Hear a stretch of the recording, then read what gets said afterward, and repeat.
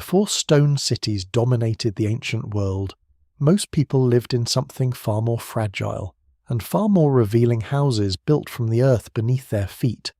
Mud, straw, and sun-dried clay formed entire settlements, homes that breathed with the seasons, softened under rain, and slowly returned to soil when abandoned. Inside these ancient mud brick houses, daily life was not hidden behind grand walls or lasting monuments. It was exposed in every surface, every worn floor, every soot-stained corner where generations cooked, slept, and survived. What looks like ruins today was once a tightly organized world of routines shaped by heat, hunger, family, and climate. And the more archaeologists uncover, the clearer it becomes these homes were not primitive. They were adaptive, intelligent, and deeply connected to the landscapes that created them. If you're drawn to forgotten worlds, lost daily lives, and the hidden logic behind ancient civilizations, take a moment to like the video and subscribe. It helps the channel grow and brings more journeys like this to you. Unearthing forgotten mud homes. Beneath what looks like an ordinary stretch of dry earth, the ground begins to give way in thin, reluctant layers, as though it has been holding its breath for thousands of years. A line of excavators moves slowly across a low mound in a river valley that once carried far more water than it does today. At first there is nothing dramatic, only compacted soil, scattered fragments of stone, and the occasional shard of pottery worn smooth by time. But then the colour of the soil changes. It darkens slightly, becomes more compact, and begins to form edges that are too straight to be natural. A wall is emerging, not from stone, but from earth itself. What lies beneath is not a palace or a temple in the usual sense of archaeological expectation, but something far more intimate and unsettling in its familiarity. Mud brick walls, still holding their shape after millennia, begin to outline rooms where people once slept, cooked, argued, and lived out the ordinary rhythms of existence. In some places, the plaster still clings faintly to the interior surfaces, cracked like dried skin. In others, impressions of wooden beams remain embedded in the hardened earth, as if the structure had frozen mid-collapse and simply waited for time to bury it gently. The discovery is not rare in itself. Across river valleys of the ancient world, from Mesopotamia to the Nile and beyond, mud brick settlements are often the rule rather than the exception. Yet each excavation carries a quiet shock, because these are not distant monuments built to impress future generations. They are homes. They were never meant to survive at all, and yet they do, not in perfect condition, but in ghostly outline, as if the earth remembered them more faithfully than human memory ever could. Before going deeper into these buried worlds, take a moment to like the video and subscribe, if this is the kind of history and mystery you enjoy. As layers are removed, objects begin to appear in context rather than isolation. A grinding stone sits near what was once a kitchen area. A cluster of clay jars rests against a wall that may have been a storage space. Hearth ash still stains the floor in dull grey patches, marking where fire once burned daily without ceremony or pause. There are no inscriptions explaining who lived here, no grand markers of identity. Instead, there is arrangement, pattern, repetition, the silent logic of domestic life. What makes these sites so compelling is not just their age, but their fragility. Mud brick, unlike stone, was never built for permanence. It is earth reshaped and dried, a material that returns to dust with enough rain and time. The fact that any of it survives is due to a combination of burial, climate, and abandonment that often unfolded gradually rather than catastrophically. Entire communities did not always vanish in a single moment. More often, they faded, were covered, and forgotten as rivers shifted or fields dried, leaving their homes to be slowly absorbed back into the landscape.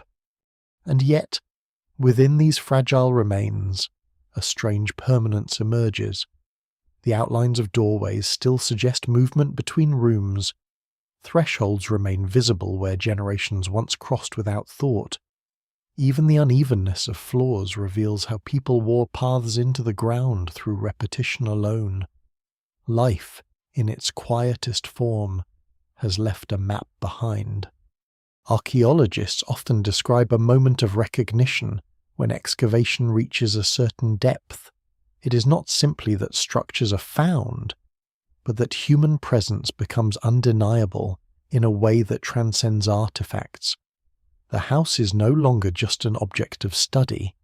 It becomes a place again, if only briefly, where imagination fills the silence with footsteps, voices, and the faint sound of daily routines long dissolved.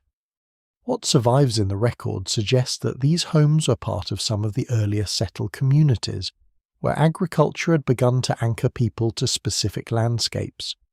Mud brick architecture emerges not as a refined invention, but as a practical response to necessity.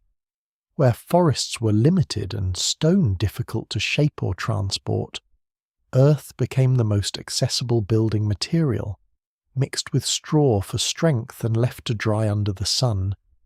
It could be moulded into blocks that were light, stackable, and surprisingly resilient when maintained.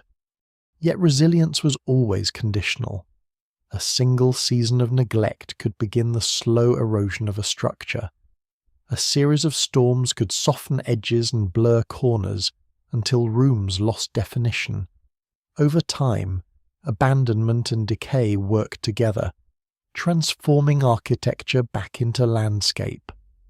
This is why rediscovering these homes feels less like uncovering ruins and more like interrupting a process that was never fully complete. In the silence of excavation sites, there is often a sense that the ground is not revealing something new, but returning something it had been keeping.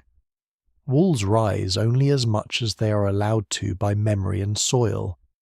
Floors appear like faint impressions of lives that once moved across them without imagining they would ever be traced again. The past here is not distant in the way stone monuments can feel distant. It is soft, compressed, and disturbingly close to the surface. And as the first full outlines of these ancient homes become visible, a larger question begins to form, not about kings or empires, but about ordinary life. What did it mean to live inside walls made of earth itself, knowing that everything around you could one day return to it? Birth of mud brick architecture. Long before cities rose in recognizable form, long before written language fixed memory into symbols, early human groups were already experimenting with the idea that shelter could be shaped rather than simply found. In river valleys where seasonal floods reshaped the land each year, caves and stone overhangs were not always available, and timber was unevenly distributed. What remained constant was something less imposing but far more adaptable earth itself. The earliest evidence of mud-based construction does not begin with architecture in the modern sense, but with small adjustments to survival, pits reinforced with clay, walls built to block wind, storage spaces hardened with sun-dried soil. Over time, these simple interventions accumulated knowledge. People learned that certain soils held together better than others, that straw added tensile strength, that timing mattered, that bricks dried in the wrong season could crack or crumble before they were ever used. This slow refinement eventually produced a transformation that seems subtle on the surface but profound in consequence. Earth stopped being only ground, it became material, something to be gathered, shaped, and stacked. the transition is not marked by a single invention or a named individual, but by repeated experimentation across generations. What emerges is one of humanity's earliest architectural traditions, mud brick construction. The earliest large-scale use of mud brick is most clearly visible in regions such as Mesopotamia, where rivers like the Tigris and Euphrates created fertile but sediment-rich landscapes. Stone was scarce in many of these areas, but clay-rich soil was abundant. When mixed with water and organic fibres like straw or reeds, it could be formed into blocks and left to dry under the sun. The process required no kiln, no complex technology, only patience and environmental awareness. What is striking is not just the simplicity of the material, but the level of understanding required to use it effectively. Ancient builders had to recognize the difference between soils that would hold structure and those that would collapse. They had to anticipate seasonal cycles, ensuring bricks were produced during dry periods. They had to balance speed with durability, because a wall could not be built faster than its material could stabilize. In this sense, mud brick architecture reflects an early form of environmental engineering, grounded in observation rather than theory. As communities became more settled, particularly with the rise of agriculture, the demand for stable housing increased. Nomadic structures could no longer support the storage of grain, the protection of livestock, or the continuity of multi-generational households. Mud brick offered a solution that was both local and scalable. Entire settlements could be built using materials sourced within walking distance of construction sites. Archaeological layers suggest that early mud brick settlements often began modestly, with single-room dwellings clustered around open courtyards. Over time, these expanded into more complex arrangements as families grew and social structures developed. The walls themselves became thicker, not only for stability but for insulation against heat and cold. In some regions, bricks were standardized in size, suggesting coordinated production and a shared understanding of construction norms. Yet even in this growing complexity, mud brick retained its fundamental vulnerability. Unlike stone, it demanded maintenance.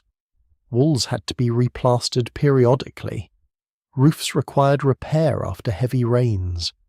Entire sections of settlements could be reshaped simply through neglect or environmental change. This impermanence is central to understanding early urban life, because it reveals a paradox. Some of humanity's first cities were built from materials that were never meant to last. There is also a deeper cultural implication embedded in this choice of material. Building with earth meant living in structures that were, in a literal sense, extensions of the landscape. Homes were not placed upon the land so much as carved from it. Walls shared the same origin as the soil beneath fields and the banks of rivers. This blurred boundary between natural and built environments may have shaped how early communities understood their place in the world. In some settlements, evidence suggests that entire neighborhoods were rebuilt multiple times on the same foundations.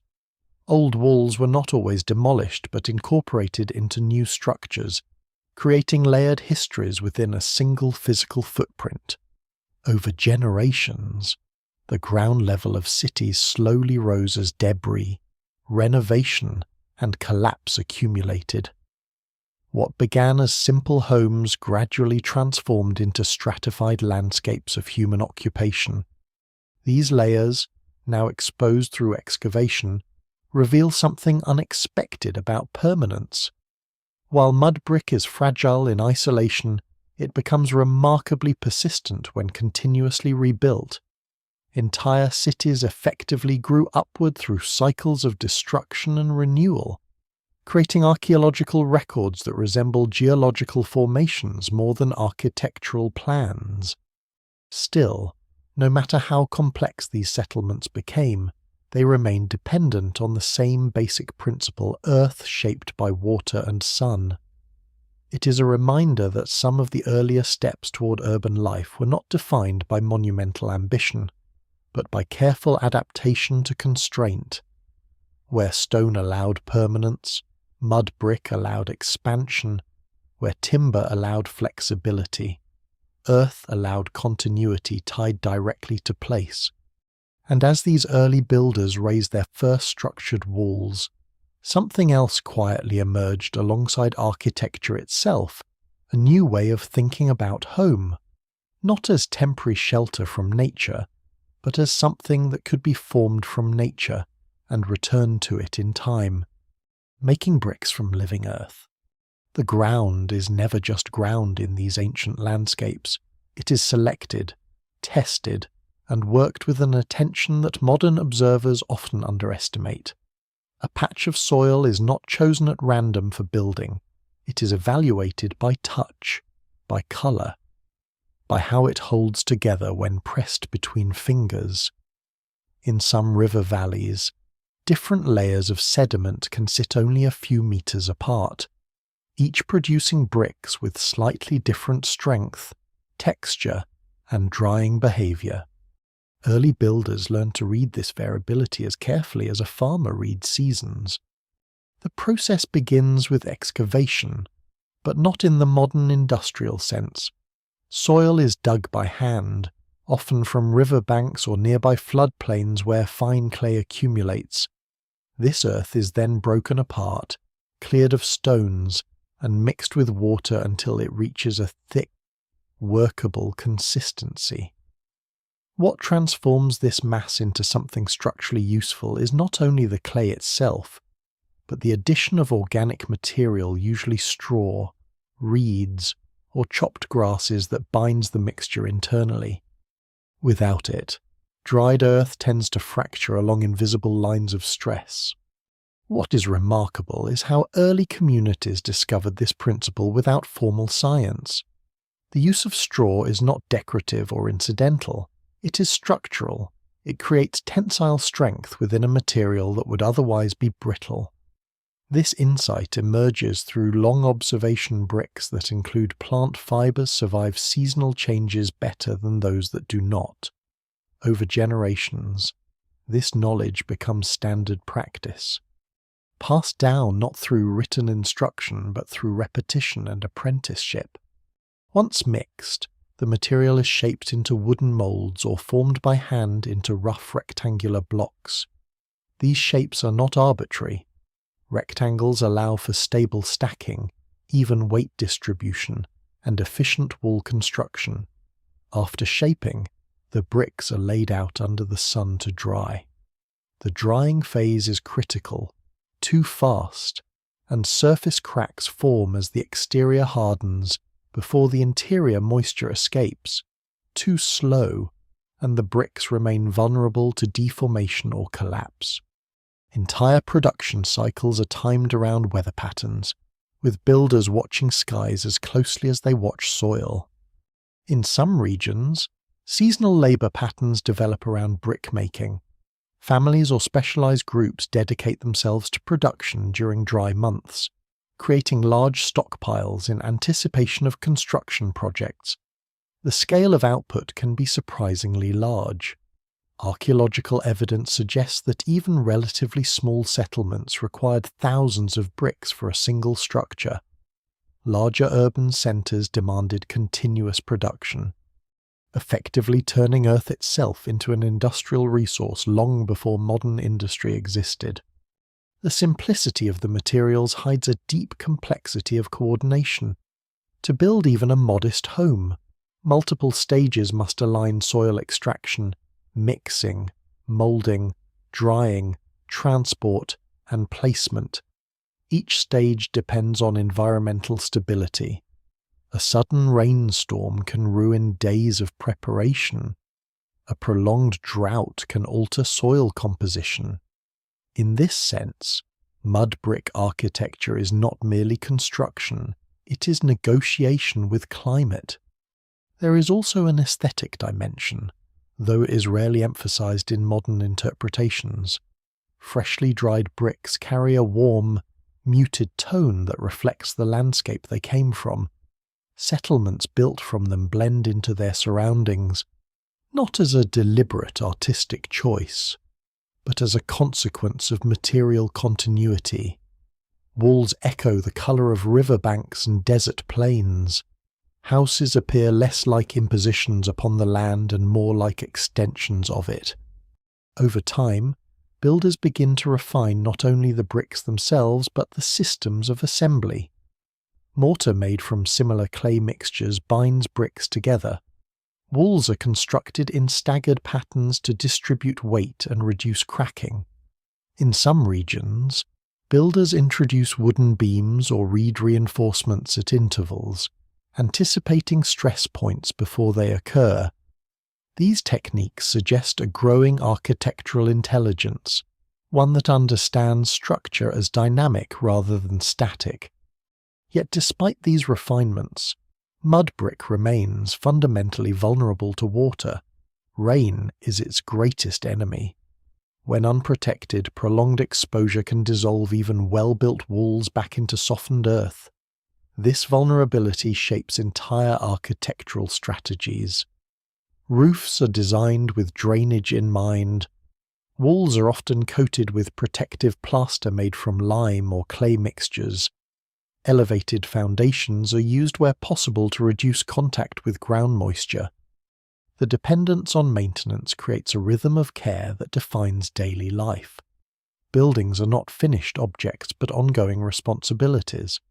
Repairs are not exceptional events, they are routine. A home exists not as a fixed structure but as a continuous process of renewal. In this way, architecture becomes inseparable from labour, and labour becomes inseparable from survival.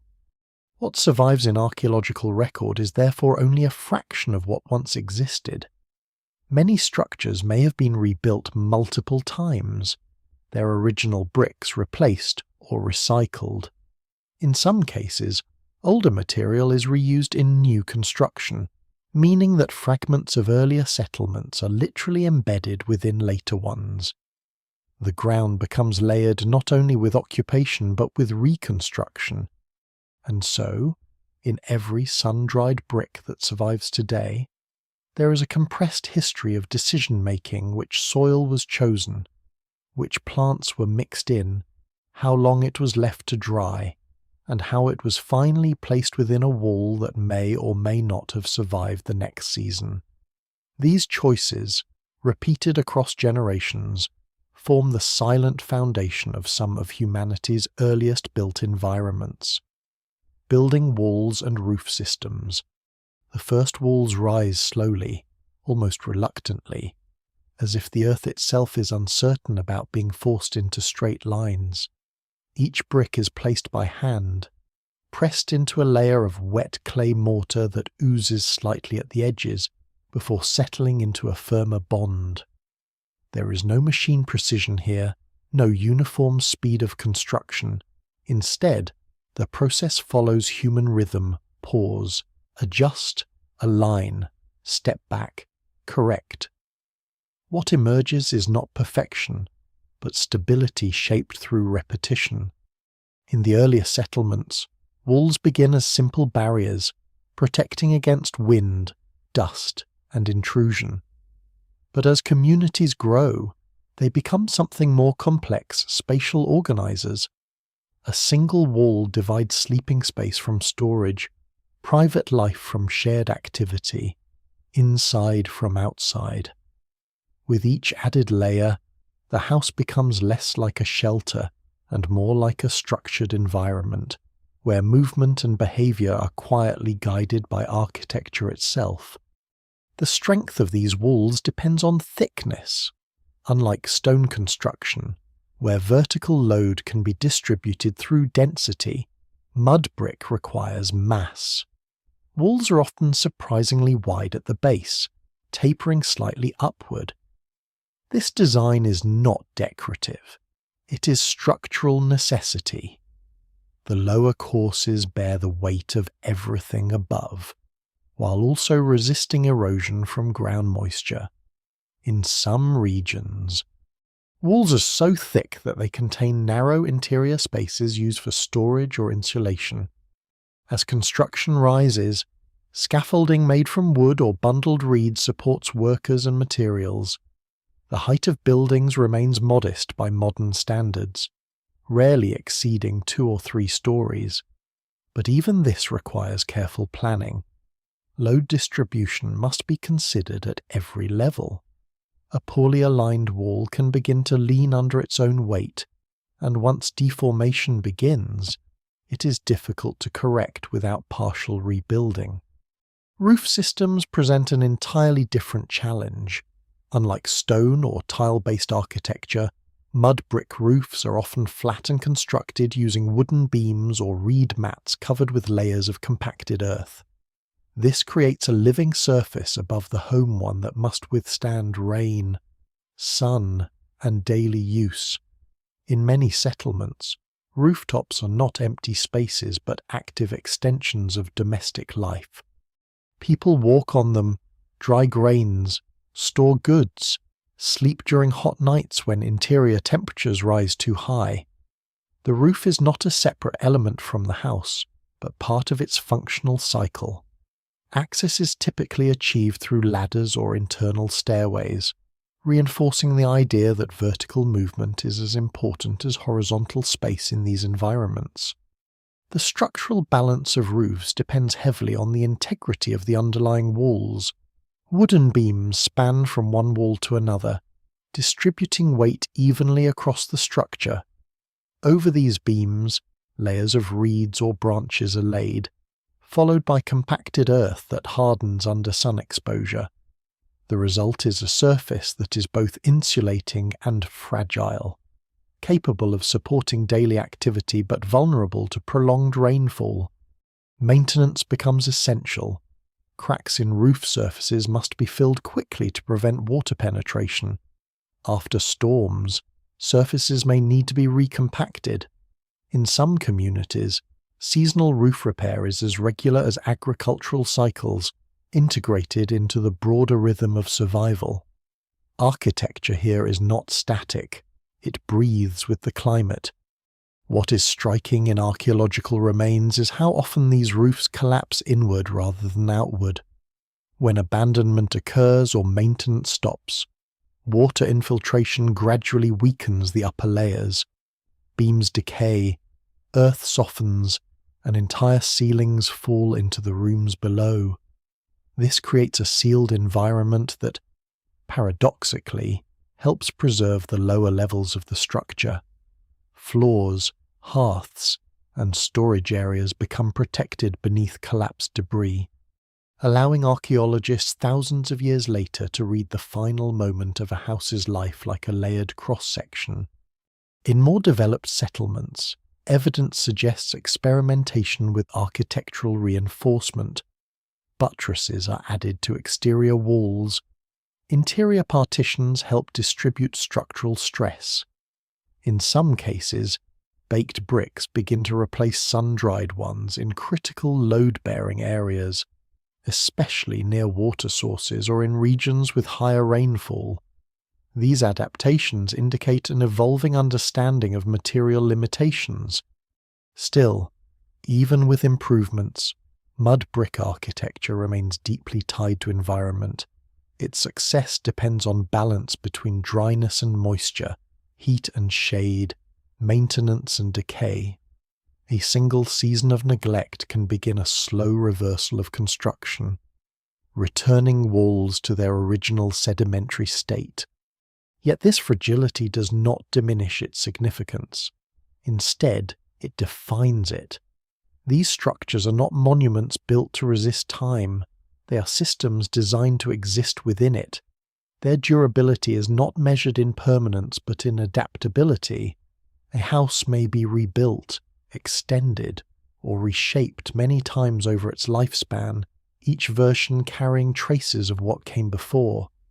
As walls rise and roofs settle into place, a settlement begins to take on a recognizable form. Paths emerge between structures, Courtyards open in shared spaces. Light and shadow define movement through narrow passages and open rooftops.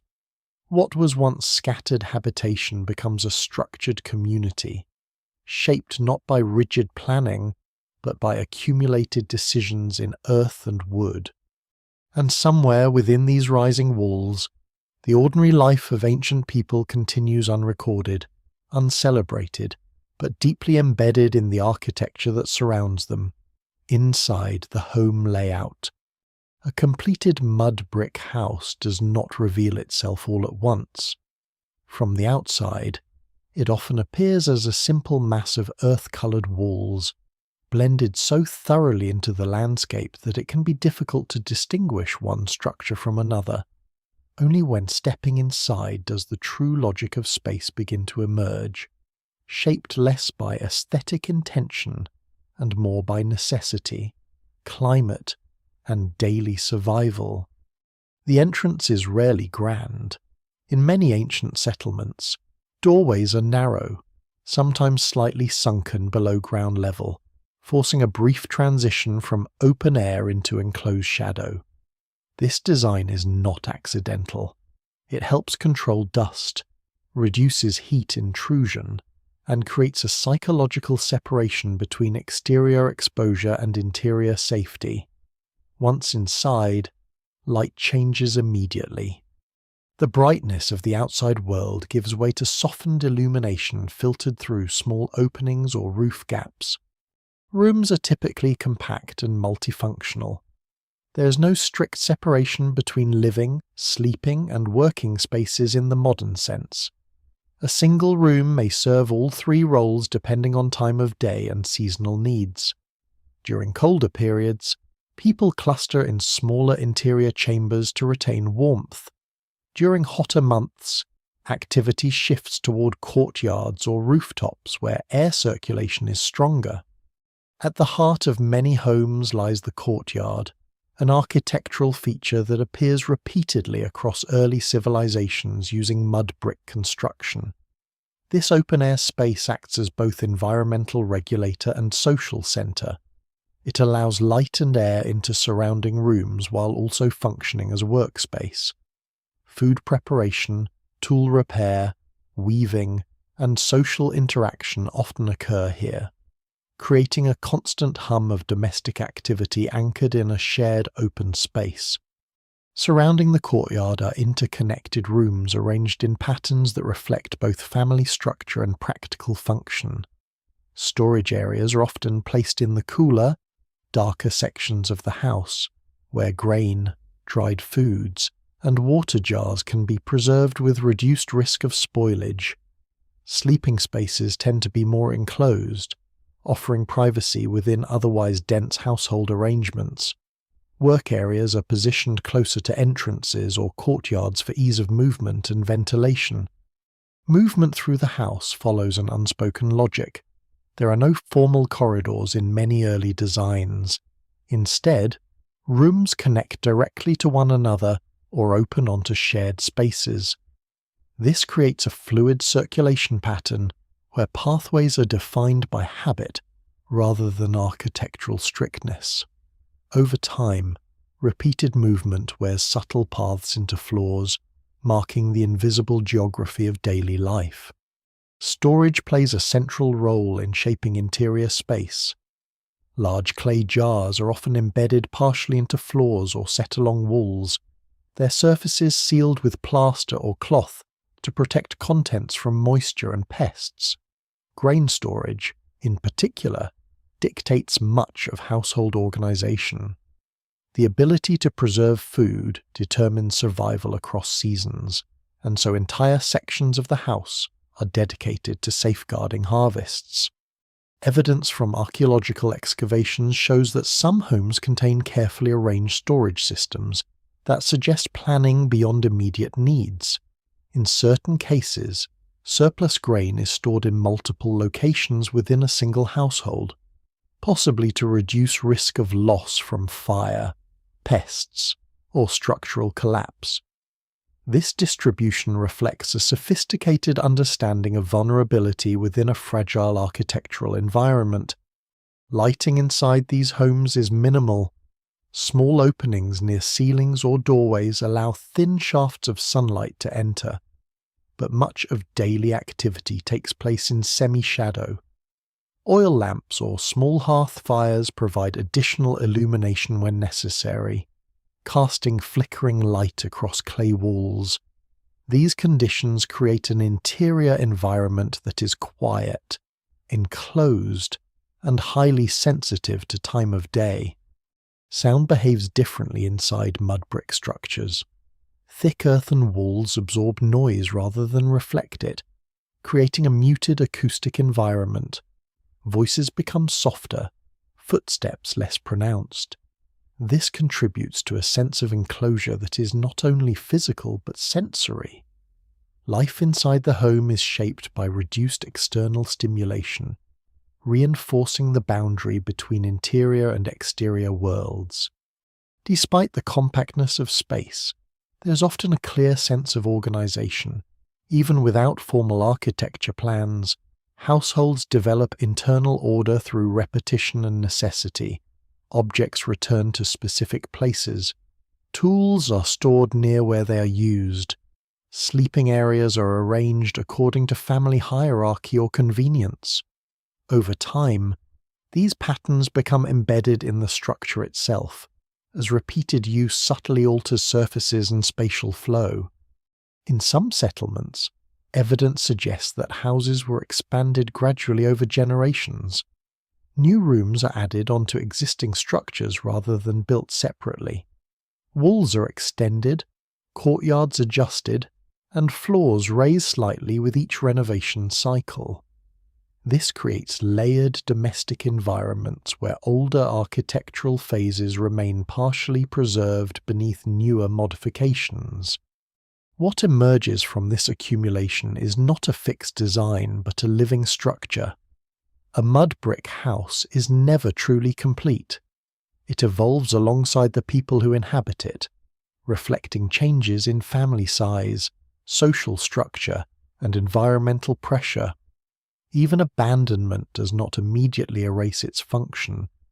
Empty rooms still hold traces of use, from worn thresholds to soot-darkened ceilings. Inside these homes, architecture becomes inseparable from life itself. Every wall is shaped by touch. Every surface carries the memory of repeated action. And within this quiet, enclosed world, the rhythms of ancient daily existence continue without record, sustained only by the fragile endurance of earth and time. A morning inside ancient homes. Dawn arrives slowly over the mud brick settlements, not with sudden brilliance, but with a gradual softening of darkness. The first light does not flood the interior spaces immediately. Instead, it seeps through small openings in roofs and walls, stretching thin lines across clay floors still holding the coolness of night. Inside the houses, sleep does not end in a single moment. It dissolves in stages, shaped by temperature, sound, and the instinctive awareness of another day beginning. Families stir quietly within enclosed rooms. There is no sharp division between night and morning in the way modern clocks define it. The transition is environmental rather than mechanical. As the air warms, bodies shift away from tightly packed sleeping areas toward courtyards and doorways where ventilation improves. The house itself guides movement, as if responding to the changing rhythm of the outside world. The first tasks of the day are simple but essential. Water is checked in clay jars stored in cooler corners of the home. Ash from hearth fires is examined, sometimes still warm beneath a thin layer of dust. In many households, someone steps onto the roof to assess weather conditions, looking for signs of wind, cloud, or heat that will shape the day's labor. The rooftop, already functional as storage and sleeping space, becomes a kind of early observation platform for reading the environment. Food preparation begins early, often before full sunlight reaches the courtyard.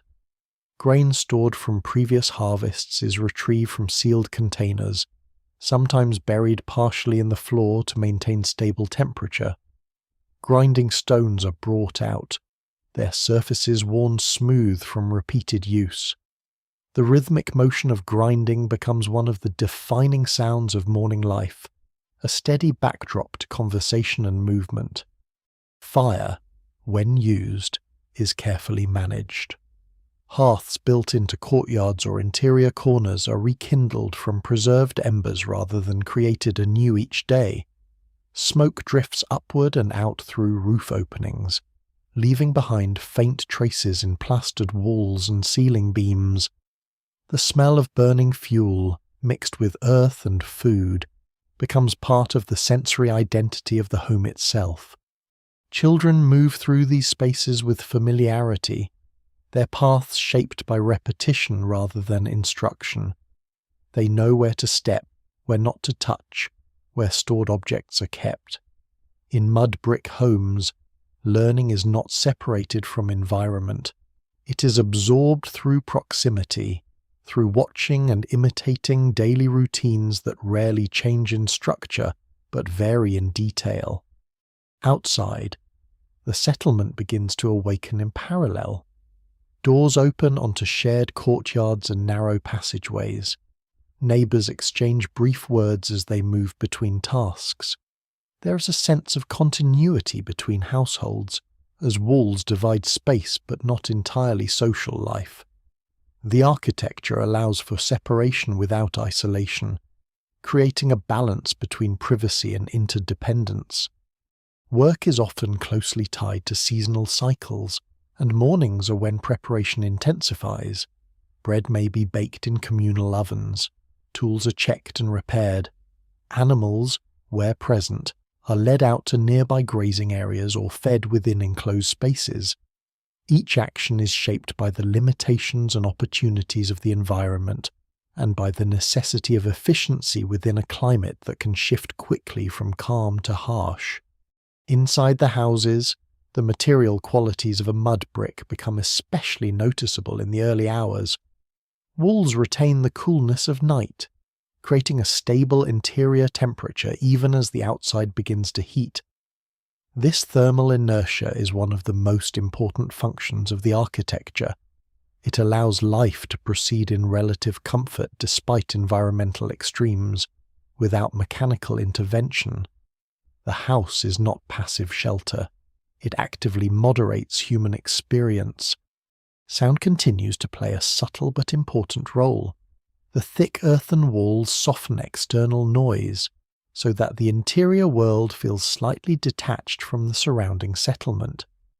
Within this muted acoustic space, small sounds become significant: the scraping of stone on grain, the pouring of water, the shifting of clay vessels, the quiet exchange of words. Nothing is amplified, everything is contained. As the morning progresses, movement increases, courtyards fill with activity. Light spreads deeper into interior rooms as the sun rises higher, changing the patterns of shadow across floors and walls. These shifting light conditions act almost like a natural clock, marking the passage of time without need for measurement. People adjust their behavior accordingly, moving tasks between shaded and exposed areas depending on heat and visibility. What survives in archaeological record offers only partial traces of these mornings. Burn marks on hearths, worn pathways in floors, residues in storage jars. Yet even these fragments suggest a consistent pattern of life that unfolded with remarkable regularity. The repetition of daily activity becomes visible not through dramatic events, but through accumulated traces of ordinary use. There is quiet resilience embedded in these routines. Each morning represents not only the continuation of life, but its renewal within a fragile architectural system. Walls may erode, roofs may require repair, but daily activity persists, adapting continuously to conditions. In this sense, Survival is not defined by permanence of structure, but by persistence of practice. As sunlight strengthens and the day fully forms, the mud brick home transitions from resting enclosure to active centre of life. Its rooms and courtyards absorb movement, sound, and labour, holding them briefly before the cycle begins again, dissolving back into evening stillness when the heat fades and shadows return. Cooking in earthen kitchens. Heat defines the kitchen long before food ever does. In mud brick homes, cooking spaces are not separate architectural luxuries but embedded features of survival, carved into courtyards, corners, or partially enclosed rooms where fire can be controlled without threatening the rest of the structure. The earliest flame is often small, coaxed back to life from embers carefully preserved overnight beneath ash and clay, as if fire itself must be negotiated into waking. The hearth is usually simple in form, a shallow pit lined with hardened clay, sometimes reinforced with stones or fragments of fired pottery, becomes the centre of domestic transformation. Around it, surfaces are darkened by repeated smoke exposure, forming layered stains that archaeologists later read like time itself compressed into walls. These marks are not accidental decoration. They are the physical memory of countless meals prepared under the same constraints of fuel, heat, and limited space. Food preparation begins with grain, the most stable and essential resource in many ancient settlements. Stored carefully in sealed clay jars or woven containers placed in cool sections of the house. Grain must be processed daily or weekly depending on need. Grinding stones are brought into the courtyard or near the hearth, where the rhythmic friction of stone against stone slowly transforms hard kernels into usable flour. The sound is steady, repetitive, and deeply tied to morning and midday routines. Water plays an equally important role, carried in heavy ceramic vessels that retain coolness despite rising temperatures. In environments where water sources may be distant or seasonal, its careful use becomes part of culinary discipline. It is measured not by precision instruments, but by habit and necessity, shaped by experience rather than calculation. Cooking itself is a process of layering heat. Flatbreads are pressed onto hot clay surfaces or baked inside dome-shaped ovens built from the same earth as the surrounding walls. These ovens, often called tandoor-like structures in later traditions, are partially sunk into the ground to retain heat efficiently. Fire is built within, then allowed to reduce to glowing embers before dough is applied to the interior surfaces. The result is food that carries the imprint of both flame and earth. Smoke rises through openings in roofs or drifts outward into courtyards, where it disperses slowly into the settlement air. Over time, this smoke becomes part of the sensory identity of the environment itself. It clings to clothing, embeds in plaster, and subtly alters the colour of surrounding surfaces. Inside the kitchen space, visibility fluctuates depending on airflow, creating shifting layers of light and haze. What is striking about these cooking environments is their lack of separation from daily life. There is no isolated culinary space removed from domestic activity. Cooking happens where people live, sleep, and work. Children move through the same courtyards where food is prepared. Tools are stored near food preparation areas. The boundaries between tasks are fluid, shaped by necessity rather than design specialization. Animal fats, legumes, grains, and seasonal plants form the core of most diets, though regional variation is significant. In river-valley settlements, fish and freshwater resources may supplement grain-based meals. In arid zones, dried foods dominate, preserved through sun exposure and careful storage. Archaeological remains often reveal a surprising diversity of plant usage, including wild species that suggest a deep knowledge of local ecosystems beyond cultivated fields. Cooking vessels themselves reflect this complexity. Clay pots of different shapes and thicknesses are used for boiling, baking, or storage. Some are deliberately designed to withstand direct flame, while others rely on indirect heat. Over time, repeated use leaves internal residues that can still be analysed thousands of years later, offering rare insight into dietary patterns long after the original meals have vanished. There is also a temporal rhythm embedded in cooking practices. Meals are not isolated events, but part of a continuous cycle tied to agricultural seasons, storage capacity, and labour demands. During harvest periods, food preparation intensifies. During leaner months, preservation becomes central. Drying, fermenting, and salting are not secondary techniques, but essential strategies for survival. In some homes, evidence suggests that cooking areas were periodically rebuilt or relocated within the same structure. This may have been done to manage smoke accumulation, structural wear, or shifting household needs. The kitchen, in this sense, is not fixed but adaptable, evolving alongside the family it serves. Despite its central importance, the kitchen remains one of the most fragile spaces in the archaeological record.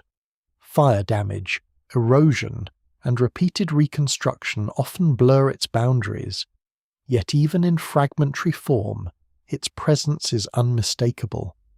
Burned floors, ash layers, and heat-altered clay surfaces speak of continuous activity that rarely paused.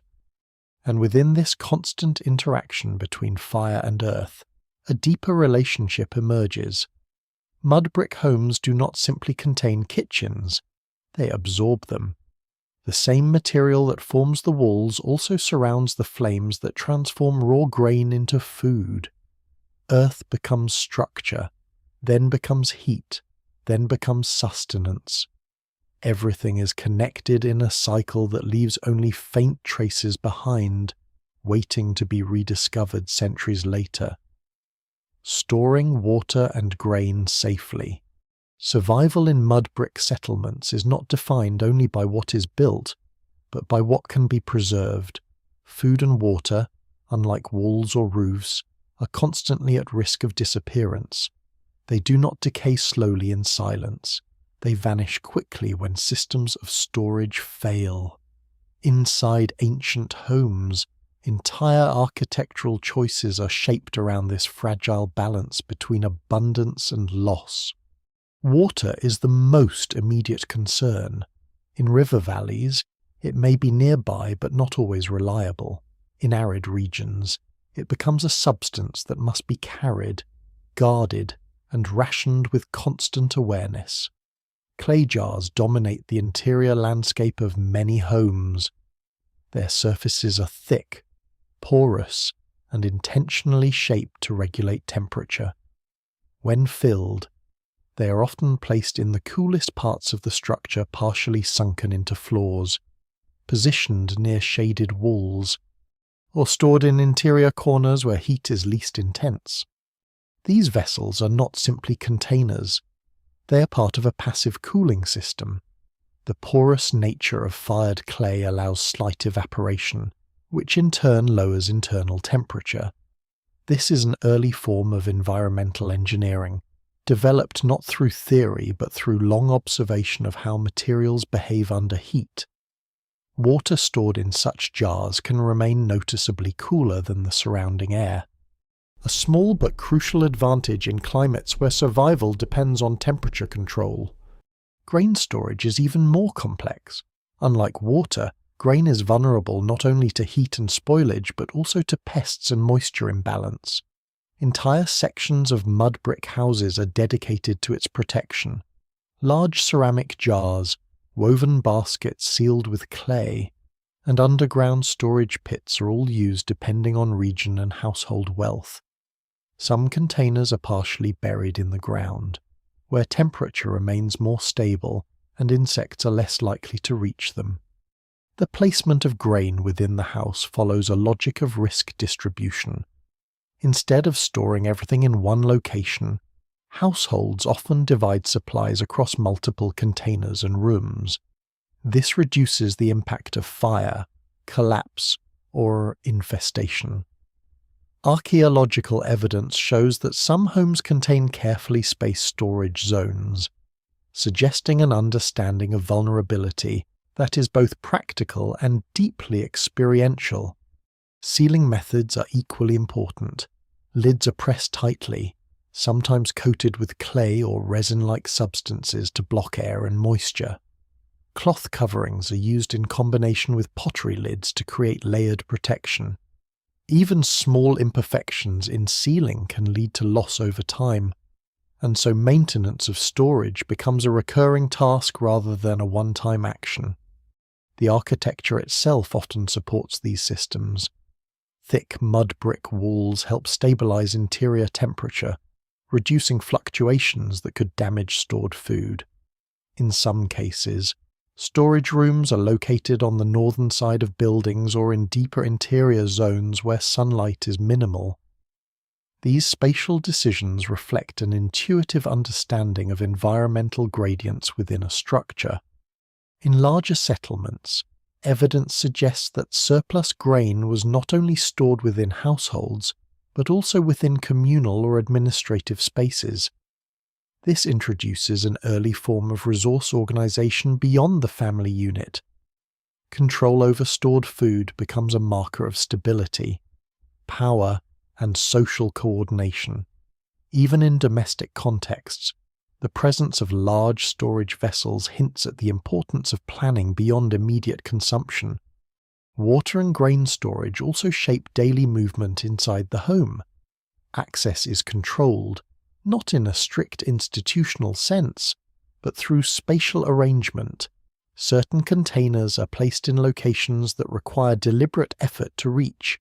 This reduces accidental contamination and helps regulate consumption. Children may be guided or restricted in accessing stored resources, embedding patterns of responsibility into everyday behavior. What survives in the archaeological record often appears as silent clusters of broken jars and grain impressions left in soil. But these fragments point to systems that were once highly organized. Even when containers collapse, their placement within the house often remains clear, revealing how central storage was to domestic planning. There is also a seasonal rhythm to storage practices. After harvest, grain fills nearly every available container.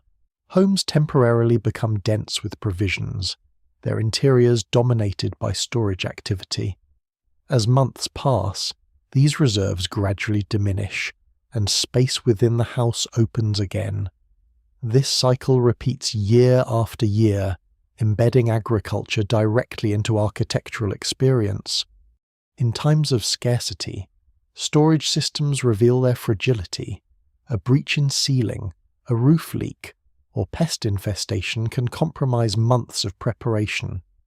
Mud brick architecture, while stable in form, cannot fully protect against such risks. This creates a constant awareness of uncertainty, where survival depends not only on production but on preservation. Yet within this fragile system, a remarkable continuity persists. The same jars that hold water also hold memory of seasons. The same storage spaces that protect grain also record cycles of abundance and shortage. Over time, the home becomes an archive not only of structure and activity, but of survival itself. And so, inside these earthen walls, storage is never just storage. It is a quiet negotiation with time, scarcity, and the unpredictable nature of the world outside, family life and shared space. Inside a mud brick home, family is not simply a social unit, it is a spatial condition. People do not just live together in the abstract sense, they exist within constant physical proximity, shaped by walls that compress generations into shared air, shared heat, and shared routines. Privacy, as understood in modern terms, is limited. Instead, life is organized through familiarity so complete that separation becomes unnecessary for function. Households often include multiple generations at once: grandparents, parents, children, and sometimes extended relatives occupy the same interconnected spaces. The architecture does not clearly divide them into isolated units. Instead, it allows roles and relationships to define movement. Older members may occupy quieter, deeper interior rooms where temperature is more stable. Younger members move more frequently between courtyards, storage areas, and entrances where activity is concentrated. This proximity creates a rhythm of constant awareness. Every sound carries meaning. The shifting of a clay jar, the scraping of a tool, the opening of a doorway all signal activity elsewhere in the home. Life becomes distributed rather than isolated, with each individual contributing to the collective functioning of the household without needing formal coordination. Children grow within this environment of continuous exposure. There is no clear boundary between observation and participation. From an early age, they witness grinding grain, preparing food, repairing tools, tending animals, and maintaining the house itself. Learning occurs through repetition and imitation rather than instruction. Skills are absorbed gradually, embedded in daily exposure to routine tasks. Elders often serve as anchors of continuity within the household. Their presence is tied not only to authority but to memory. In societies where written records are limited or absent, oral transmission becomes essential. Stories, practical knowledge, and environmental understanding are passed through conversation and repeated experience. The house itself becomes a setting for this transmission, its spaces holding generations of accumulated knowledge. Shared space also means shared labour. Tasks are rarely isolated to individuals acting alone. Food preparation, maintenance, and seasonal work often involve coordinated effort. Even when specific roles exist, they are flexible. A person may shift between cooking, repairing, and caregiving depending on need. The structure of the home supports this fluidity by keeping essential tools and resources within close reach. The courtyard plays a central role in this social organization. It is the most flexible space within the house, functioning as workplace, meeting area, and transitional zone between interior and exterior life. Here, multiple activities occur simultaneously without strict separation. One person may be preparing food while another repairs tools nearby, and children move through both without disrupting either. This density of interaction creates a subtle form of social regulation. Behavior is constantly visible. Actions are rarely private in the modern sense, and this visibility reinforces shared responsibility. Mistakes, efforts, and contributions are immediately observed and integrated into household awareness. There is no need for formal oversight because the environment itself provides continuous feedback. At the same time, this closeness can generate tension. Limited space means negotiation is constant. Movement must be coordinated. Storage must be shared. Sleeping arrangements may shift depending on season or household composition. Yet these constraints are not necessarily viewed as burdens. They are part of the structural reality of life within earth-built architecture. Archaeological evidence suggests that some homes were modified over time to accommodate changing family structures. Additional rooms are added, courtyards expanded, or internal partitions adjusted.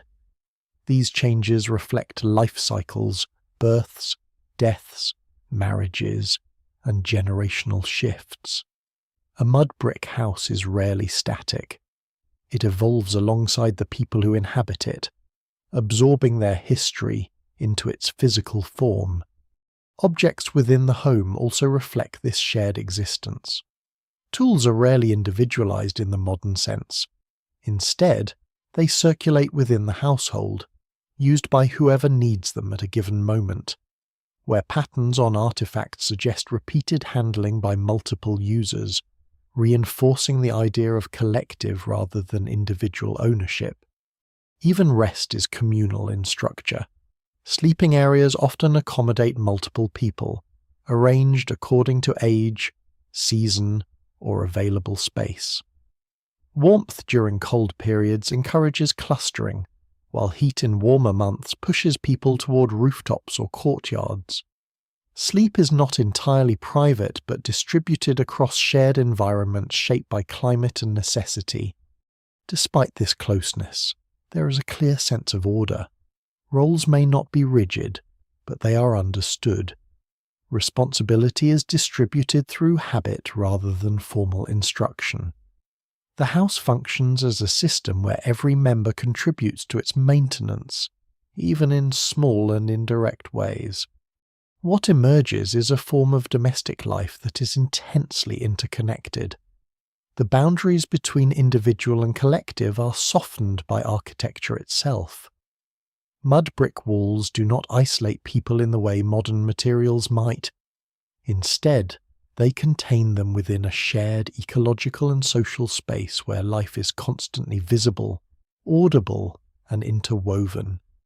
Within this environment, families not only defined by relationship but by proximity, repetition, and shared survival within structures that are as fragile as they are enduring.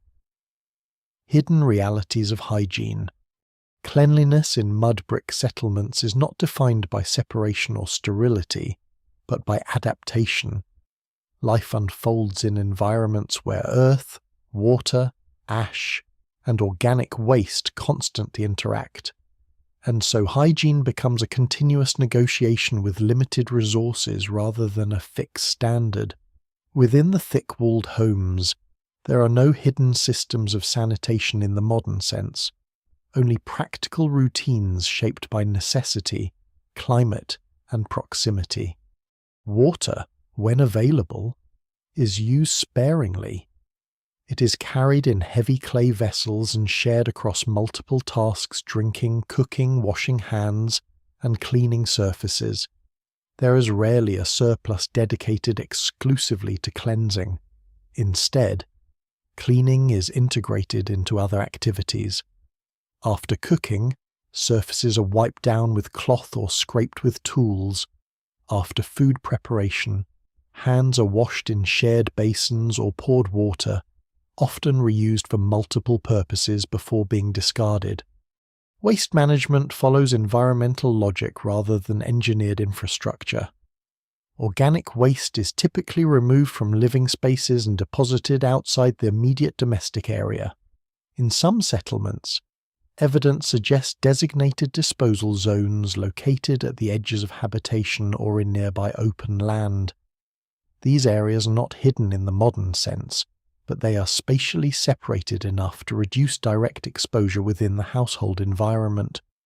Animal presence adds another layer of complexity. In many ancient communities, domestic animals are kept close to living spaces for protection and convenience. This proximity creates challenges for sanitation, but also practical advantages. Animal waste is often reused as fuel, mixed with straw and dried into combustible material.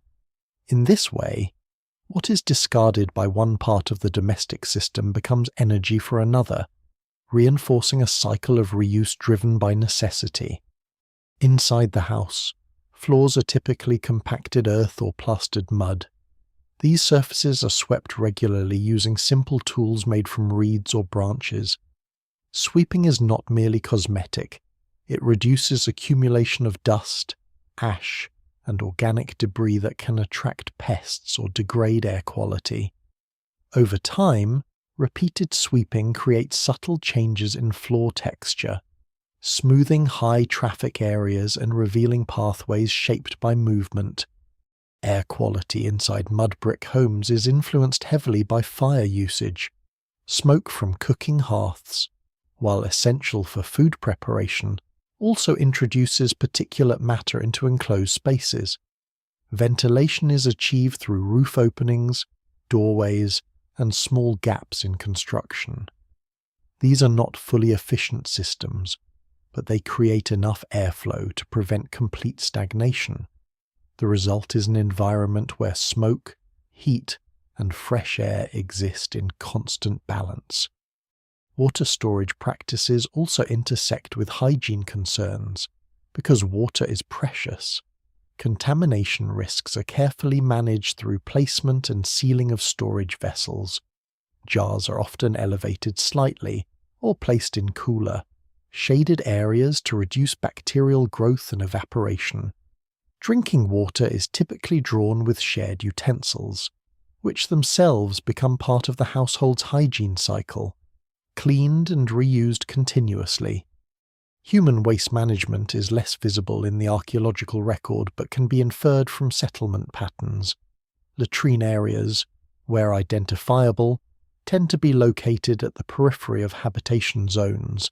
In smaller households, waste may be buried or removed manually.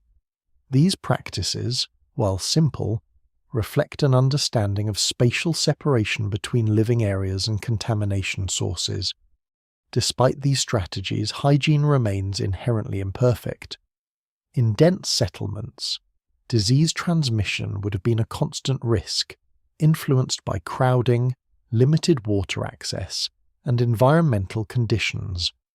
Archaeological and anthropological evidence suggests that ancient populations experienced a range of health challenges linked to sanitation limitations, though exact patterns vary widely across regions and time periods. Yet it's important not to interpret these conditions solely through modern standards. Within their environmental constraints, mud brick communities develop systems that are functional, if not ideal. Hygiene is not a fixed category, but a spectrum of practices adjusted to resource availability. Cleanliness is achieved through effort and repetition rather than infrastructure. Even architecture contributes indirectly to sanitation management. Thick earthen walls regulate temperature, reducing humidity buildup that could encourage decay or pests. Courtyards provide open-air zones where waste-related activities can occur outside enclosed living spaces. Roofs allow smoke and moisture to escape, improving overall air circulation.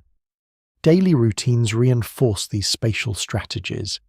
Cleaning is embedded into transitions between tasks after cooking, before sleeping, during seasonal changes. It is not a separate activity but part of the rhythm of domestic life. Over time, this repetition shapes both behavior and environment, gradually influencing how space is used and maintained. What survives archaeologically are faint traces of these systems: ash deposits, soil composition changes, waste pits, and residue layers embedded within settlement strata. These fragments suggest a world where sanitation was not hidden behind infrastructure, but integrated into the fabric of daily existence. Within the mud brick home, hygiene is therefore not a fixed boundary between clean and unclean, but a continuous process of managing materials that never fully leave the environment in which they are produced. Adapting to extreme climates. The true intelligence of mud brick architecture reveals itself most clearly not in calm weather, but in extremes. When the sun presses down with unrelenting intensity, or when night air drops sharply and without warning, these homes behave less like static shelters and more like living regulators of temperature. What appears on the surface as simple earth is, in practice, a carefully tuned response to environmental pressure. During the heat of the day, exterior surfaces absorb solar radiation, but the thick density of mud brick slows the transfer of heat inward. By the time warmth reaches interior rooms, the external temperature has often already begun to fall. This delay creates a natural buffering system. Inside the house, the worst of the heat is softened, distributed over time rather than allowed to strike all at once. The effect is not elimination of heat, but its transformation into something manageable. At night, the process reverses. As outside temperatures drop, the stored heat within thick walls is slowly released back into interior spaces. This thermal lag creates a form of stability that is rare in exposed landscapes. People living inside do not experience temperature as an abrupt shift, but as a gradual transition shaped by the mass of the building itself. In desert regions, where daily temperature swings can be extreme, this property becomes essential for survival. Without it, interior spaces would become uninhabitable within hours. With it, life can continue in relative continuity, even as the external environment shifts between harsh extremes. Mud brick does not shield people from climate, it smooths its edges. Ventilation plays an equally important role in adaptation. Small openings near ceilings, doorways positioned to catch prevailing winds, and rooftop access points all contribute to airflow management. These features are not standardized across all settlements but emerge from local experimentation. Builders observe wind patterns, sun angles, and seasonal changes, adjusting openings accordingly. In hotter months, activity often shifts toward rooftops and courtyards, where air movement is greater and heat accumulation is lower. Roof surfaces, though exposed, can be more comfortable at night than enclosed rooms below, especially after releasing stored heat. In colder periods, life retreats inward, clustering in deeper interior spaces where thermal stability is greatest. Moisture control is another critical adaptation. In humid regions or during seasonal rains, mud brick structures face their greatest vulnerability. Water infiltration can weaken surfaces, erode mortar, and compromise structural integrity. To counter this, exterior walls are often coated with protective plaster layers made from lime, clay, or mixed organic additives. These coatings are not permanent, they must be renewed periodically, forming part of the maintenance cycle of the house. Roof design reflects the same environmental awareness. Flat surfaces allow for efficient construction and multi-purpose use, but they also require careful water management. Slight slopes, drainage channels, and compacted surface layers help direct rainwater away from vulnerable points. In some regions, temporary coverings or reed mats are added during wet seasons to reduce direct exposure. Seasonal adaptation extends beyond architecture into daily behavior. During peak heat, work shifts to early morning or late evening hours. Midday becomes a period of reduced activity, where interiors are used for rest or low-energy tasks. In colder periods, heat sources are concentrated and shared spaces become denser as people gather for warmth. Even clothing and material culture reflect this environmental responsiveness. Light, breathable fabrics dominate in hot climates, while layered coverings appear in colder conditions. These choices interact with architectural design, reinforcing the house's role as a mediator between body and environment. What is particularly striking is how seamlessly these adaptations are integrated into the structure of daily life. There is no clear division between survival strategy and routine behavior. Instead, adaptation is embedded in habit. People do not consciously use the house as a climate control system. They simply live within its rhythms. Archaeological evidence supports this long-term environmental integration. Variations in wall thickness, room orientation, and settlement layout all reflect responses to local climate conditions. In hotter regions, buildings tend to be more compact, minimizing exposed surface area. In colder or more variable climates, layouts become denser and more enclosed.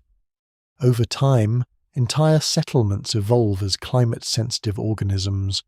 Houses are rebuilt, expanded, or abandoned in response to shifting environmental conditions. River movements, drought cycles, and changing rainfall patterns all leave indirect marks on architectural development. The landscape and the settlement are locked in continuous feedback. Even decay itself becomes part of this system. When mud brick structures erode, they return to the soil from which they were made, contributing sediment back into the environment. In a sense, the architecture completes a full cycle from earth to structure and back to earth again.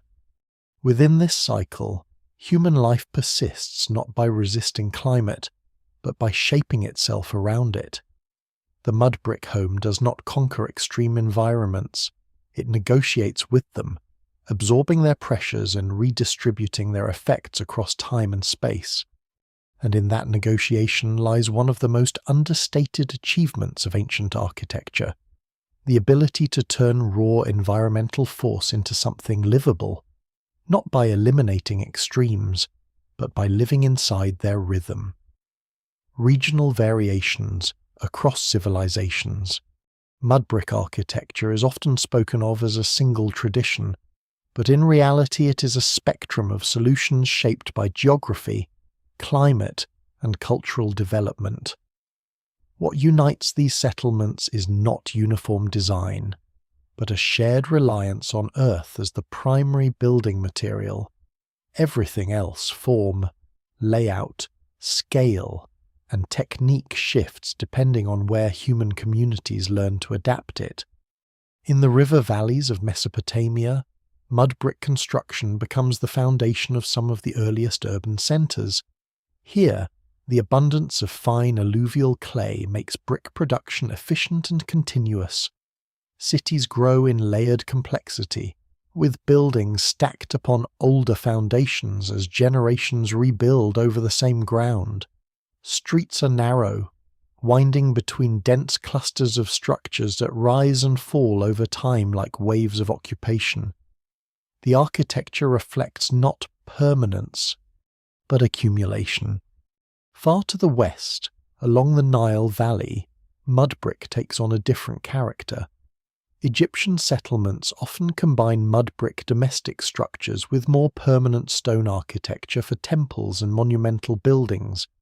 Houses, however, remain largely earth-built. The Nile's predictable flooding cycle provides both fertile soil and consistent moisture conditions for brick making.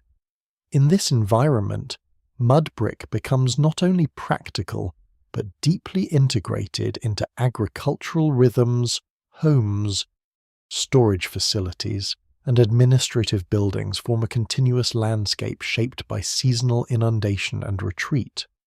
In the Indus Valley, mud brick construction reaches a high degree of standardization. Excavations at sites such as Harappa and Mohenjo-Daro reveal remarkably uniform brick ratios, suggesting coordinated production systems across large regions. This consistency implies a level of planning that goes beyond individual households, possibly reflecting centralized organization or widely shared construction knowledge. Streets in these cities are often laid out in grid patterns, with drainage systems integrated into the urban fabric, an unusually sophisticated approach to managing both water and waste in a mud-based architectural environment. Yet even within these structured cities, the core material remains the same earth-shaped, dried, and stacked. The sophistication lies not in changing the material, but in controlling it more precisely.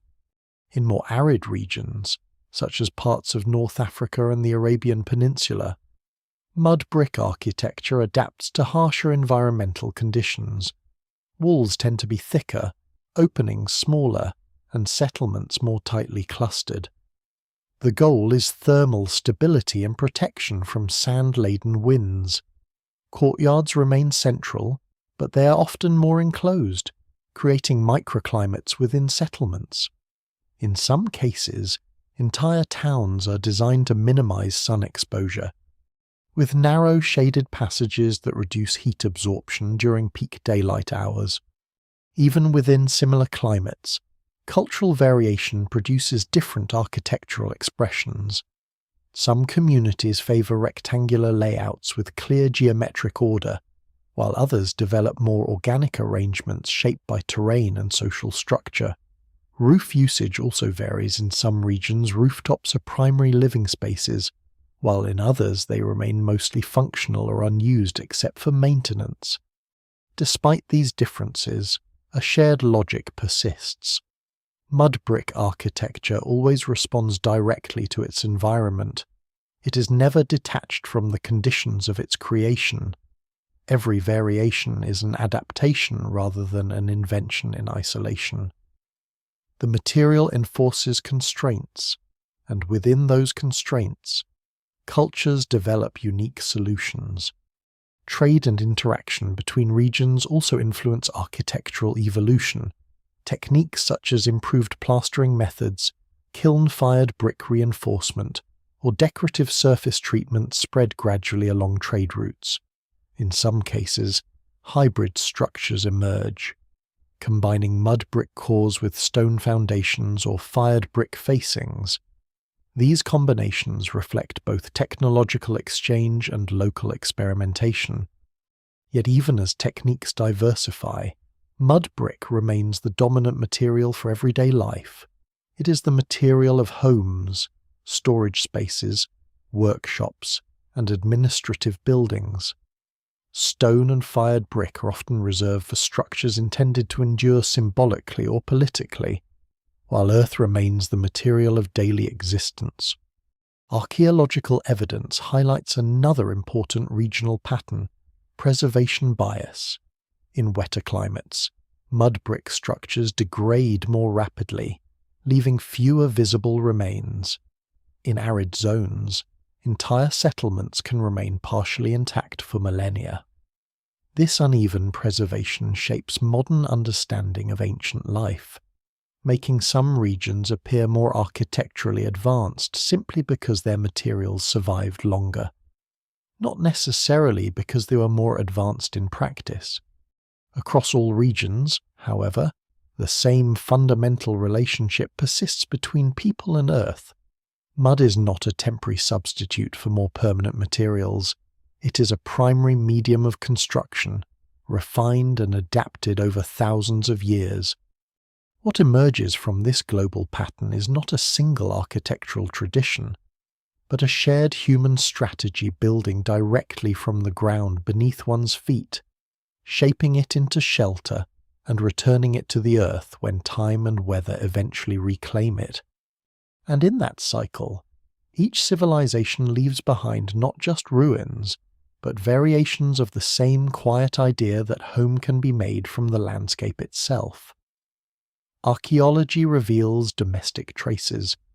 When archaeologists first cut into the layered remains of mud brick settlements, they're not just exposing architecture, they're exposing hesitation, repetition, and habit preserved in soil. Unlike stone monuments that announce themselves with scale and permanence, mud brick houses reveal their stories in fragments, soft impressions, faint stains, and objects left exactly where they were last used. A floor emerges first, compacted by countless footsteps that no longer exist.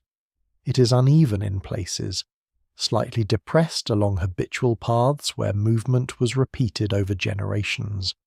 These subtle contours are often more revealing than any intact wall, because they show how people actually lived inside space rather than how space was designed. Near these floors, archaeologists frequently uncover clusters of domestic objects. Grinding stones lie close to hearth areas, suggesting food preparation routines anchored in specific locations. Broken pottery rests near doorways or courtyards, often discarded without formal disposal. Storage jars appear in corners or partially embedded in earth, sometimes still containing faint traces of grain or organic residue that can be analysed centuries later. One of the most striking discoveries is the preservation of everyday disorder. Unlike curated museum objects, domestic remains are rarely arranged with intention for future observers. A fallen vessel, a scattered tool, a layer of ash spread unevenly across a room, all of these reflect the final, unedited moments of occupation. Archaeology here becomes a form of reading interruption rather than completion. Walls themselves often carry faint but meaningful traces. In some cases, impressions of reed mats or wooden beams remain embedded in dried mud. These marks reveal construction techniques that would otherwise be invisible. In others, plaster surfaces show repeated repair layers, each one slightly different in texture or composition, indicating ongoing maintenance over time. A single wall can contain multiple generations of repair, stacked like geological strata. Footprints preserved in hardened clay are among the most direct connections to human presence. Occasionally, these prints capture a moment frozen in time, a child walking across a wet surface, an adult stepping quickly through a courtyard, animals passing through shared spaces. Such traces are rare, but when found, they collapse the distance between past and present with unsettling clarity. Food residues provide another layer of insight. Chemical analysis of pottery and storage containers can reveal what was cooked, stored, or consumed. These traces show diets shaped by local environment and agricultural practice, often dominated by grains but supplemented by legumes, fruits, or animal products depending on region. Even when organic material has long decayed, microscopic residues persist, offering indirect evidence of daily sustenance. In some settlements, archaeologists find evidence of gradual rebuilding directly on top of older structures. Floors are raised, walls extended, rooms reconfigured without complete demolition. This creates complex stratigraphy, where domestic life is not a single snapshot, but a layered sequence of continuous occupation. Each layer represents adaptation rather than replacement. Occasionally, unexpected objects appear in domestic contexts, items that suggest ritual, trade, or personal identity. Small figurines, beads, seals, or inscribed fragments hint at symbolic or administrative activity embedded within household life. Yet even these objects are usually found within the same domestic flow, not isolated in specialized spaces. What is notably absent is often as important as what is present. Many houses show little sign of wealth accumulation or permanent display. Instead, there is an emphasis on utility, repetition, and circulation of goods. Objects are used, repaired, and replaced rather than preserved as static possessions. This reinforces the idea that domestic life was defined more by function than by accumulation. The collapse of mud brick structures plays a crucial role in preservation. When roofs fall inward and walls erode slowly, they often seal interior spaces beneath layers of debris. This accidental preservation creates protected environments where floors, objects, and residues remain undisturbed for millennia. What appears as destruction becomes, paradoxically, a form of archaeological protection. Through these buried traces, a pattern begins to emerge. The ancient home is not a single moment in time, but a continuous accumulation of activity. It is shaped by repeated gestures: grinding grain, storing water, repairing walls, sweeping floors. Each action leaves behind minimal but persistent evidence, which together forms a detailed portrait of domestic existence. Archaeology does not reconstruct these homes as they were seen, but as they were used. It reveals the quiet structure of daily life that rarely appears in written history. And in doing so, it restores attention to what was never meant to be preserved: the ordinary, the repetitive, and the essential rhythms of survival inside earth-built walls, decay of mud brick cities, What once stood as dense clusters of life slowly dissolves back into landscape, not through sudden destruction, but through patient erosion. Mud brick cities rarely collapse in a single defining moment. Instead, they fade. Walls lose their edges, roofs soften inward, and rooms gradually fill with wind-blown soil until architecture and terrain begin to merge again. From a distance, the outline of a settlement can still be traced, but only faintly, like a memory pressed into the ground. Water is the quiet force behind most of this transformation. A single season of heavy rain can begin the weakening of exposed walls. Capillary action draws moisture upward through bricks, softening their internal structure. Once the surface loses cohesion, wind accelerates the process, stripping away fine material layer by layer.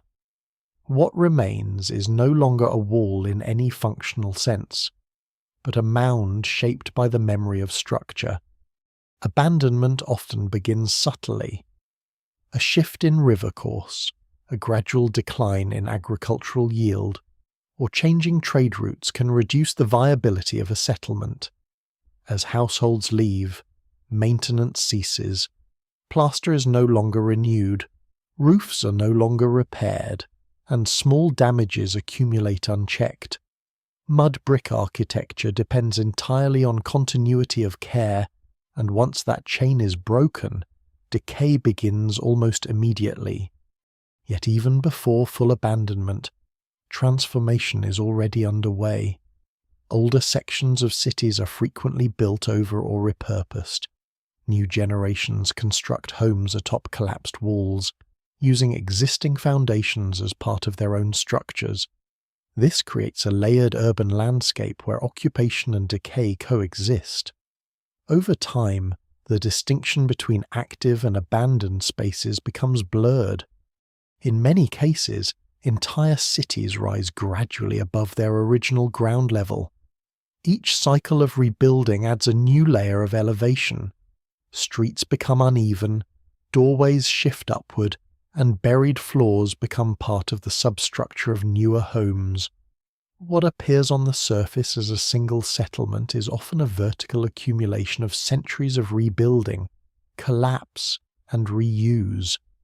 When final abandonment does occur, the process of return to earth accelerates. Without human intervention, exposed mud brick structures are vulnerable to wind, rain, and temperature fluctuation. Walls crack along existing weak points, then break into smaller fragments that gradually lose their architectural identity.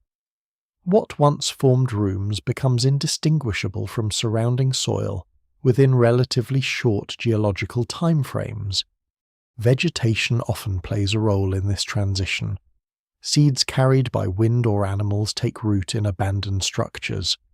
Roots penetrate softened brickwork, accelerating structural breakdown while simultaneously stabilizing certain areas temporarily. Over time, plant growth erases sharp edges, replacing geometry with organic irregularity. In arid environments, however, decay can be slowed significantly. Dry conditions preserve outlines of buildings for millennia, creating ghost cities where walls still stand but interiors have collapsed. These environments produce some of the most visually striking archaeological landscapes, where entire urban plans remain visible from above as faint impressions in desert terrain. Despite this preservation, even these cities are not truly permanent. Wind erosion gradually reshapes exposed surfaces, sand accumulation buries lower levels, temperature fluctuations cause expansion and contraction within remaining structures, weakening them further over long periods. Time eventually acts on all exposed material, regardless of climate. The fragility of mud brick architecture also affects how history itself is recorded. Because these materials degrade easily, the archaeological record is uneven. Some settlements disappear entirely without leaving visible surface traces, while others survive only because they were accidentally buried or preserved under specific environmental conditions.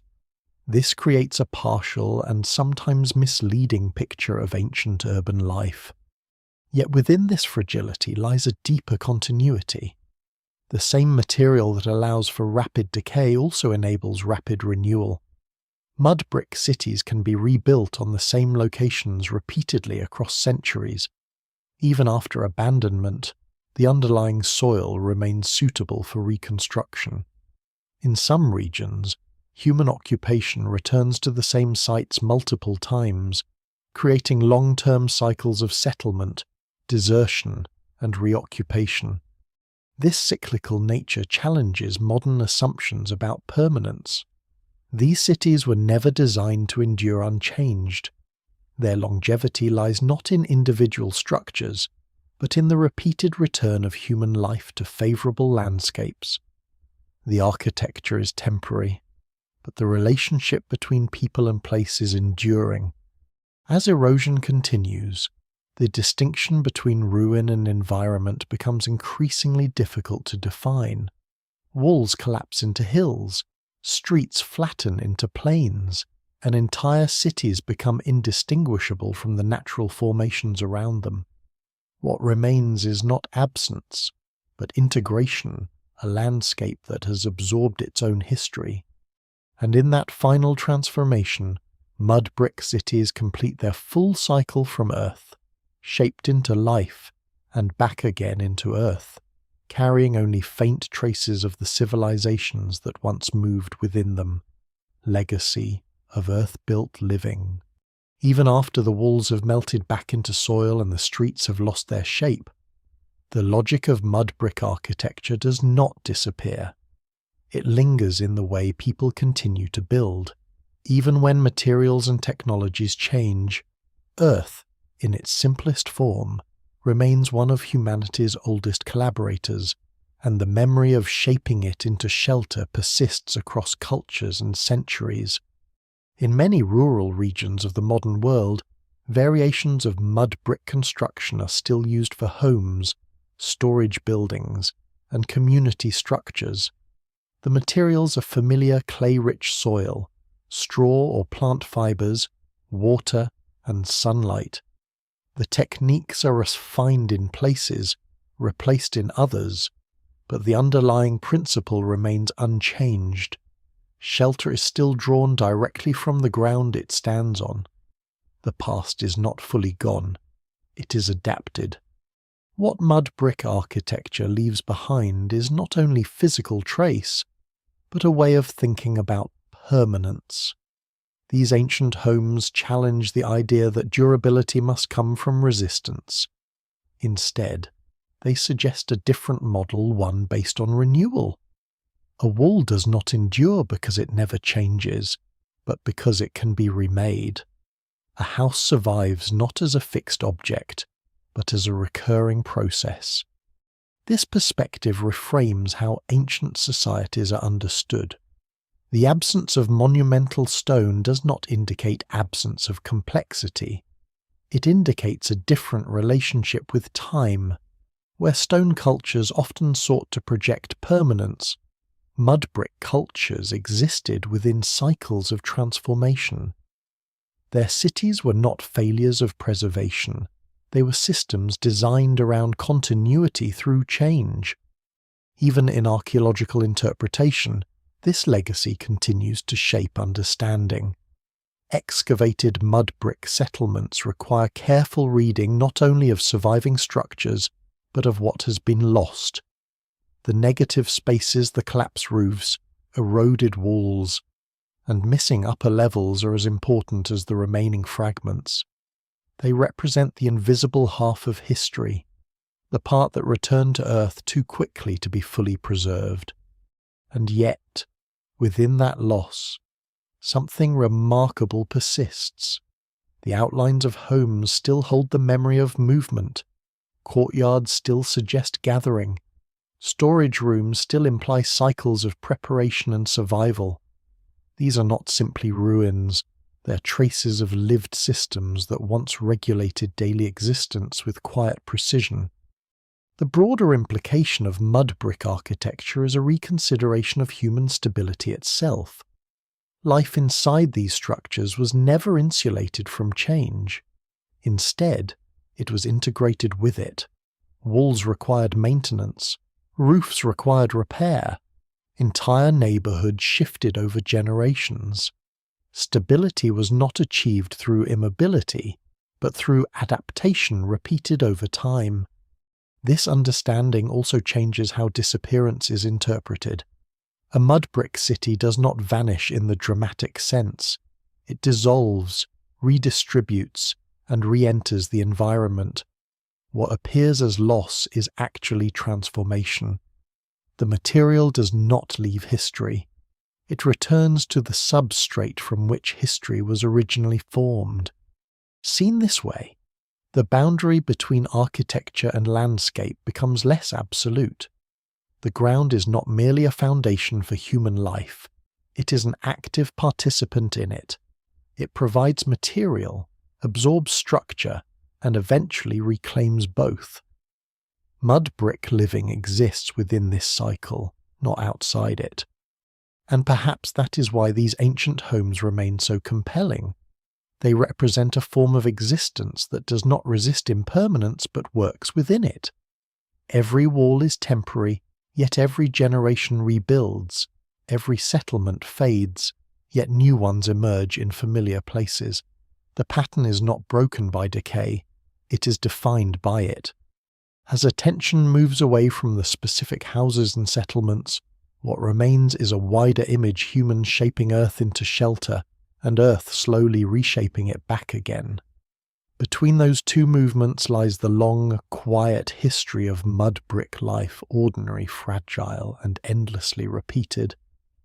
And when everything else has been stripped away, names, dates, and the outlines of lost cities, what endures is this simple relationship between hand and soil, between construction and return, between living inside the earth and eventually becoming part of it again. The story does not end with the disappearance of walls. It continues in the ground itself, where every settlement ever built still exists in altered form, waiting to be read again by time, water, and discovery.